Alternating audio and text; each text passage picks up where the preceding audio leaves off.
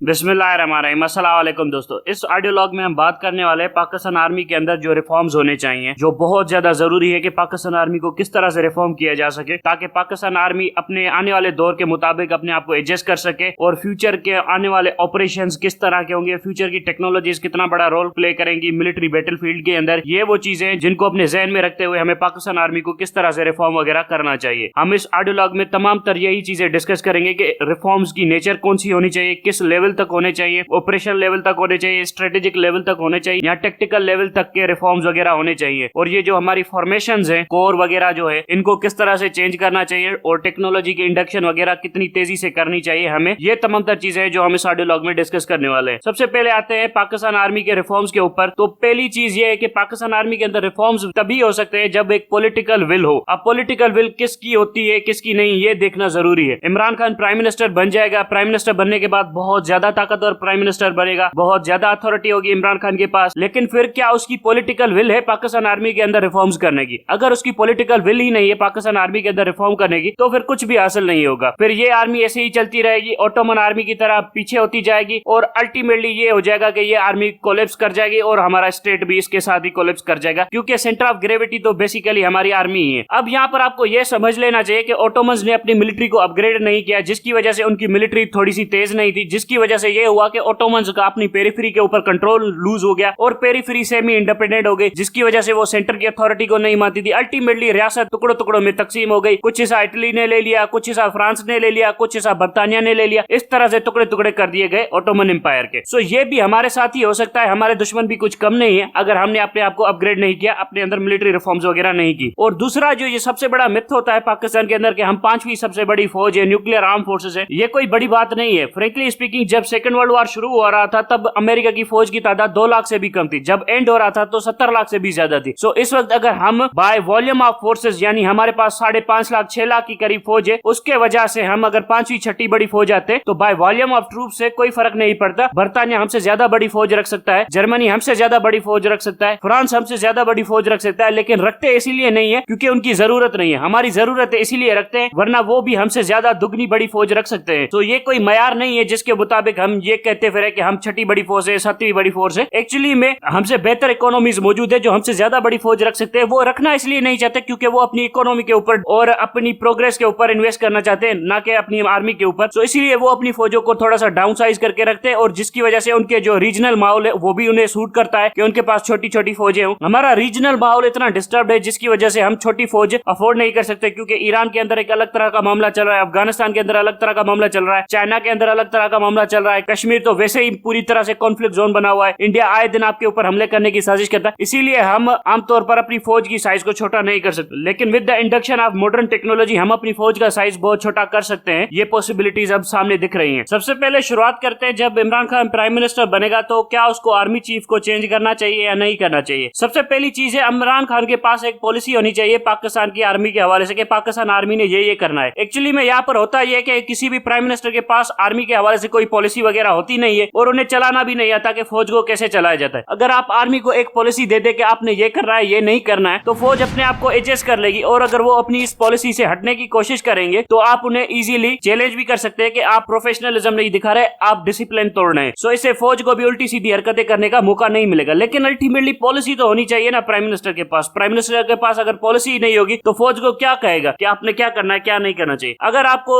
General Asim Munir पसंद नहीं है तो आप इसे चेंज भी कर सकते हैं, आपका इख्तियार है, आप इनको सैक भी कर सकते हैं, इसकी जगह पर कोई और जनरल आ सकते हैं। लेकिन यहाँ पर मेरा ओपिनियन ये है कि आप लेफ्टिनेंट जनरल निगार जौहर को ला दीजिए। मुझे लगता है कि जब इमरान खान प्राइम मिनिस्टर बनेंगे तो वो तब तक रिटायर वगैरह नहीं हुई होंगी और सीनियर भी हो चुकी होंगी और आर्मी के रैंक्स के अंदर बहुत ज्यादा सीनियर होगी। सो इसीलिए उनको ही लगा दे। वो मेडिकल कोर्स है, मेडिकल कोर्स से भी एक आर्मी ऑफिसर है तो वो भी आर्मी चीफ बन सकता है। कानून में इसकी मनाही नहीं है, लेकिन फौज ने अपनी ट्रेडिशन वगैरह डाली हुई है। इनकी ट्रेडिशन की ऐसी की तैसी, ये बार बार अपनी ट्रेडिशन को हमारे ऊपर थोपते हैं कि ये हमारी ट्रेडिशन है सो आपका कानून हो गया। कौन सा कानून हो गया? तुम्हारी ट्रेडिशन है, तुम अपने पास रखो, कानून हमारा है, हम बनाएंगे। सो फ्रेंकली स्पीकिंग लेफ्टिनेंट जनरल निगार जौहर को ही आप आर्मी चीफ बना दीजिए, जान छूट जाएगी पाकिस्तान की आर्मी की भी और हमारी भी। लेफ्टिनेंट निगार जौहर को जब आप आर्मी चीफ बना देंगे तो ये हो जाएगा कि ये पाकिस्तान आर्मी की जो कल्ट है ना, ये जो लोगों का अंदर बैठा हुआ है कि हम बड़े पावरफुल है, ये है वो है, ये सारी की सारी पोस्ट ही डाउनग्रेड हो जाएगी। जब डाउनग्रेड हो जाएगी तो आपकी जान छूट जाएगी। अब रही बात जंगों के हवाले से, तो जंगों के हवाले से मेरा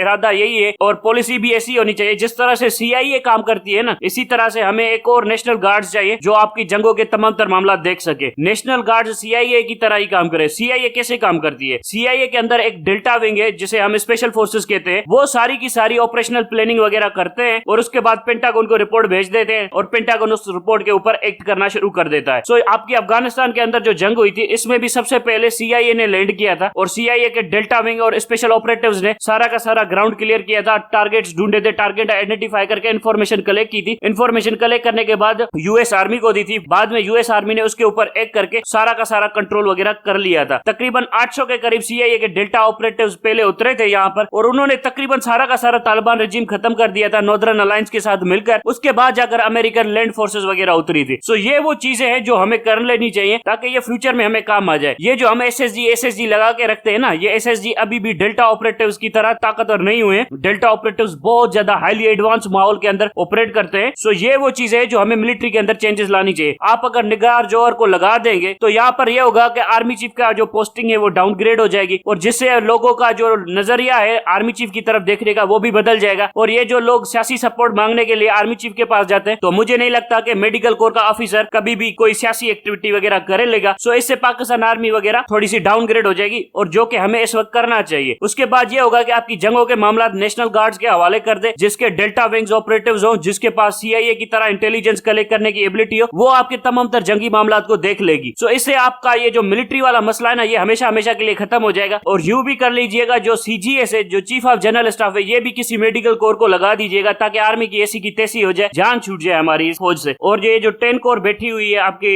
रावलपिंडी के अंदर, इसको 2-3 हिस्सों के टुकड़ों में अंदर तकसीम कर दीजिए। आप एक स्पेशल कोर बना दीजिए गिलगित बल्तिस्तान के हवाले से, उसका एक अपना कोर कमांडर हो और वो सारी की सारी गिलगित बल्तिस्तान की एक्टिविटीज वगैरह देख ले। सो ये जो 10 कोर के अंदर आती है ना मामला, ये सारा का सारा खत्म हो जाए। वहां पर एक स्पेशल कमांडर हो जो सारी की सारी चीजें देखता रहे और खुद ही मॉनिटर करता फिरे। इसके अलावा इसका जो बड़ा हिस्सा है आप इसको जेलम ट्रांसफर कर दीजिए, जहां से आपके रिजर्व इजीली डिप्लॉय हो सकते हैं। पिंडी तो बहुत दूर है, जेलम से आपका बॉर्डर भी करीब पड़ता है। सो आपके अगर रिजर्व वगैरह मौजूद हो गए जेलम के अंदर तो ये इजीली डिप्लॉय भी हो जाएंगे। इसके अलावा इसका एक और हिस्सा आप पेशावर की तरफ ट्रांसफर कर दीजिए। सबसे बड़ी कोर है, इसके अंदर बहुत ज्यादा फौजी होते हैं। सो इसको आप अगर पेशावर की तरफ भी ट्रांसफर कर देंगे तो आपका ये जो अफगानिस्तान वाला बॉर्डर है ये भी सिक्योर हो जाएगा। और ये जो 111 ब्रिगेड बैठी हुई है इस्लामाबाद के अंदर, ये कुछ खास कर नहीं रही है। इस्लामाबाद को सिक्योरिटी की कोई जरूरत नहीं है, पुलिस फोर्स यहाँ पर मौजूद है। इस 111 ब्रिगेड को थर के रेगिस्तान के अंदर भेज दीजिए, वहां पर इसकी ज्यादा जरूरत है। वहां पर इंडियन की मोबिलाइजेशन बहुत ज्यादा है, इंडियन ट्रूप्स रेशियो भी बहुत ज्यादा है। अब ये 111 ब्रिगेड अगर थर के अंदर चली जाएगी तो वहां पर फोर्स रेशियो कुछ बराबर हो जाएगा। इस तरह से इस्लामाबाद को पूरी तरह से खाली कर दीजिए फौजों से और यहाँ पर किसी की जरूरत नहीं होनी चाहिए। बस अगर आपको और कुछ चाहिए तो आप एक JF-17 थंडर का स्क्वाड्रन रख लीजिए एयरफोर्स का, ताकि कोई भी फौजी अगर मार्शल लगाने के लिए इस्लामाबाद की तरफ बढ़े तो उसको एयरफोर्स ही भून के रख दे और सारी फौजों को ऐसी की तैसी कर दे। इससे ही आपकी जमहूरियत मजबूत होगी जब तक आप इस फौज को डाउनग्रेड नहीं करते। सो फ्रेंकली स्पीकिंग इमरान खान आएगा, मुझे नहीं लगता इमरान खान का आसिम मुनीर के साथ कुछ बनेगा और आसिम मुनीर भी कुछ ज्यादा उखाड़ने वाला नहीं है। इसकी भी पॉलिसीज का पता चल रहा है हमें धीरे धीरे, क्योंकि ये खुद बड़ा कंफ्यूज है कि इसने करना क्या है, हिंदुस्तान को देखे, अफगानिस्तान को देखे या नवाज शरीफ को देखे। सो इसकी वजह से ये ISI के अंदर कुछ ज्यादा दखलंदाजी वगैरह नहीं करना चाहता, फौज के अंदर चेंजेस करना चाहता है। तो मैं इसीलिए बार बार कह रहा हूँ कि इसे सेक करके लेफ्टिनेंट जनरल निगार जोहर को ही लगा दीजिए, CGS भी मेडिकल कोर से लगा दीजिए, आपका DGMO भी मेडिकल कोर से लगा दीजिए। ये सारी की सारी पोस्टें डाउनग्रेड कर दीजिए ताकि जान छूट जाए आप सबकी। और ये जो आपका डिफेंस सेक्रेटरी है वो कोई सिविलियन सा बंदा लेकर DMG का वो बंदा लगा दीजिए ताकि ये भी जान छूटे कि यहाँ पर भी रिटायर फौजी बैठता है। इस तरह के अगर इमरान खान रिफॉर्म कर देगा फौज के अंदर और नेशनल गार्ड्स बना लेगा, नेशनल गार्ड्स के अंदर डेल्टा ऑपरेटिव्स वगैरह बना लेगा जो कि आपकी आर्मी से इंडिपेंडेंट हो, तो फिर ये आपका जो फौज का मामला है जो आपको बार बार तंग कर रहा है पाकिस्तान की पॉलिटिक्स के अंदर, ये हमेशा हमेशा के लिए खत्म हो जाएगा। पाकिस्तान एक आजाद जमहूरी मुल्क बन जाएगा। अब आते हैं एक और टेक्निकल बुनियादों के ऊपर जो रिफॉर्म्स हमारे अंदर होने चाहिए। पाकिस्तान आर्मी को मजाक लगता है लॉजिस्टिक, यहाँ पर चीफ लॉजिस्टिक ऑफिसर को ये लोग समझते हैं कि कुछ भी नहीं है। लॉजिस्टिक इतना बड़ा चैलेंज हो सकता है एक फौज के लिए कि पता लग जाएगा कि फौज को क्या होता है लॉजिस्टिक। रशिया इस वक्त सबसे ज्यादा जूते खा रहा है। रशिया किस बात के ऊपर जूते खा रहा था क्रिमिया के अंदर और यूक्रेन के अंदर? सिर्फ इसलिए खा रहा था क्योंकि उसके लॉजिस्टिक्स का मसला हो गया था। लॉजिस्टिकल सप्लाई बहुत बड़ा चैलेंज बन गया था क्योंकि उसके जो सप्लाई रूट थे उसके ऊपर बार बार यूक्रेनियन हमला कर रहे थे। सो लॉजिस्टिक्स सबसे बुनियादी मसला होता है फौज का, किसी भी फ्रंट लाइन के ऊपर लड़ती हुई फौज के लिए। अगर लॉजिस्टिक्स ठीक नहीं होते तो आपकी ऐसी की तैसी हो जाती। मैं आपको कारगिल वार की मिसाल दे देता हूँ। इनके लॉजिस्टिक, इनकी सप्लाई लाइन ठीक नहीं थी जिसकी वजह से फौजियों को आगे लड़ने में मुश्किलात हो रही थी। इसी तरह से आप उस्मानी सल्तनत की हालत देख लीजिए। उस्मानी सल्तनत की पेरिफेरीज बहुत दूर हुआ करती थी, लॉजिस्टिक्स के मसले हुआ करते थे, इसीलिए पेरिफेरीज के अंदर अंदर, इसीलिए इजिप्ट के अंदर उस्मानी फौजें जूते खाती थी, तुनिसिया के अंदर जूते खाती थी। लेकिन जब गलीपोली की जंग हुई और यहाँ पर उस्मानी फौज को लॉजिस्टिक्स के मसले नहीं थे, जिसकी वजह से उस्मानी फौज ने जमकर लड़ाई की और ऐसी की तैसी फेर दी यूरोपियंस की। फ्रांस और बर्तानिया को गलीपोली में हरा दिया था उस्मानी सल्तनत ने। वजह यह थी कि लॉजिस्टिक्स उनके ठीक हो चुके थे। सो लॉजिस्टिकल चैलेंज बहुत बड़ा होता है और पाकिस्तान आर्मी लॉजिस्टिक्स को मजाक देखती है। बलोचिस्तान में आपका सबसे बड़ा मसला क्या होता है? लॉजिस्टिक्स का मसला होता है ना। तो यहाँ पर लॉजिस्टिक्स को ऐसे ले रहे होते हैं जिसे कुछ भी नहीं है। सो यहाँ पर लॉजिस्टिक्स को रीडिजाइन करने की जरूरत है। लॉजिस्टिकल चैलेंज को ऐसे आप मैनेज कर सकते हैं कि यहाँ पर आप ड्रोन्स इंट्रोड्यूस कर सकते हैं, आर्टिफिशियल इंटेलिजेंस इंट्रोड्यूस कर सकते हैं, नई टेक्नोलॉजीज आ रही है वो इंट्रोड्यूस कर सकते हैं, जिससे आपका मेन पावर के ऊपर रिलायंस कम हो जाएगा और एआई आपको ज्यादा से ज्यादा मदद करना शुरू कर देगी। सो इस तरह से आपको लॉजिस्टिक्स को देखना चाहिए। अब आते हैं क्वार्टर मास्टर जनरल के ऊपर। अब ये पोस्ट भी ऐसी समझी जाती है जैसे डाउनग्रेड किया गया हो किसी को। तोप खाने का इंचार्ज सबसे ज्यादा इंपॉर्टेंट होता है। यहाँ पर क्वार्टर मास्टर जनरल को ऐसे देखा जाता है कि जैसे बस ऐसे ही है, एवं ही सा फौजी है, इसको कुछ नहीं आता। एक्चुअली में आपकी सबसे ज्यादा इंपॉर्टेंस होती है इस बंदे की जो इसके पास एम्यूनेशन है। अब यूक्रेन के अंदर क्या मसला चल रहा है? रूस के हथियार खत्म हो रहे हैं और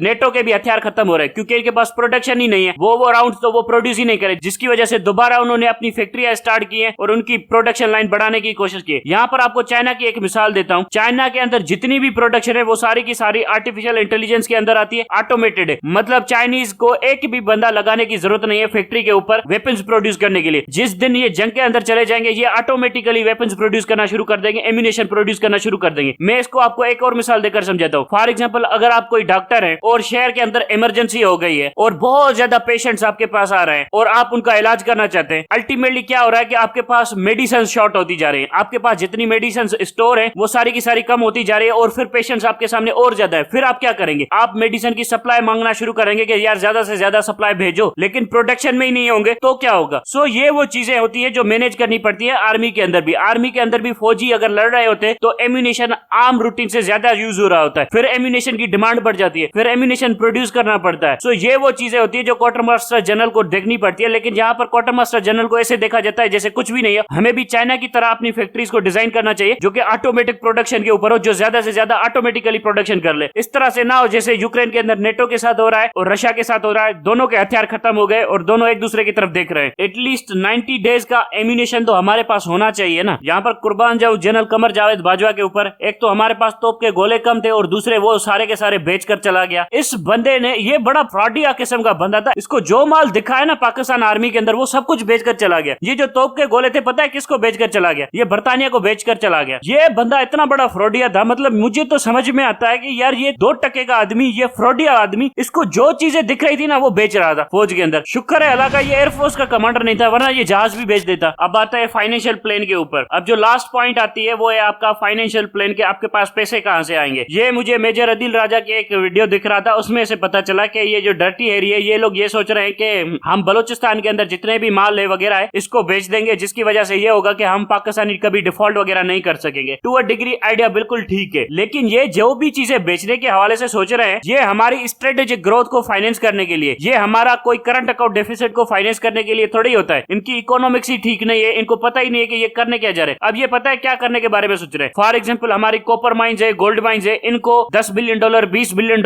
या $30 बिलियन के ऊपर 5-5 साल के लिए, 10-10 साल के लिए किसी बड़ी फॉरेन कंपनी को दे देंगे कि आप लोग 5 साल के लिए यहाँ से जितना माल निकाल सकते हैं निकाल लीजिए, हमें $10 बिलियन दे दीजिए। यूं समझ लीजिए ठेके के ऊपर दे देंगे, जिसकी वजह से पाकिस्तान का जो करंट अकाउंट डेफिसिट है वो फाइनेंस हो जाएगा और पाकिस्तान डिफॉल्ट वगैरह नहीं करेगा। ये है मिलिट्री के सर्कल के अंदर की प्लानिंग, क्योंकि इनको एग्जैक्टली पता है कि बलूचिस्तान के अंदर कहां पर क्या क्या चीजें रखी हुई है। कहां पर गोल्ड माइन है, कहां पर डायमंड माइन है, कहां पर गैस माइन है, कहां पर पेट्रोलियम प्रोडक्ट्स है, कहां पर ऑयल प्रोडक्ट्स है। ये सारी की सारी मिनरल्स इनको पता है कि बलूचिस्तान के अंदर कहां पर पड़े हुए हैं। लेकिन एक्चुअली में ये वो चीजें थी जो हमारी ग्रोथ को फाइनेंस करती, ना कि हमारे करंट अकाउंट डेफिसिट को फाइनेंस करती। ये हमारी स्ट्रेटेजिक ग्रोथ को फाइनेंस करती। ये एक्चुअली में इसको करंट अकाउंट डेफिसिट के लिए यूज करना चाहते हैं, जो अल्टीमेट पाकिस्तान का स्ट्रेटेजिक विजन था। इससे हम अपने इंफ्रास्ट्रक्चर को बनाते, हम अपने स्टेट को मॉडर्नाइज करते इन रिसोर्सेज के बलबूते के ऊपर। लेकिन ये तो उल्टा ठेके के ऊपर देने के चक्कर में, और ठेके के ऊपर कौन सी गवर्नमेंट दे रही जिसकी लेजिटिमेसी नहीं, जो कि एक इलिजिटिमेट गवर्नमेंट है। अब इलिजिटिमेट गवर्नमेंट ये कॉन्ट्रैक्ट साइन करके जाएगी तो आने वाली गवर्नमेंट दोबारा से लड़ पड़ेगी कि यार ये किस तरह के कॉन्ट्रैक्ट तुम लोग साइन करके गए हो। अब जब दोबारा से झगड़ा होगा फिर इंटरनेशनल कोर्ट ऑफ जस्टिस के अंदर मामला जाएगा, फिर वहां से $6 बिलियन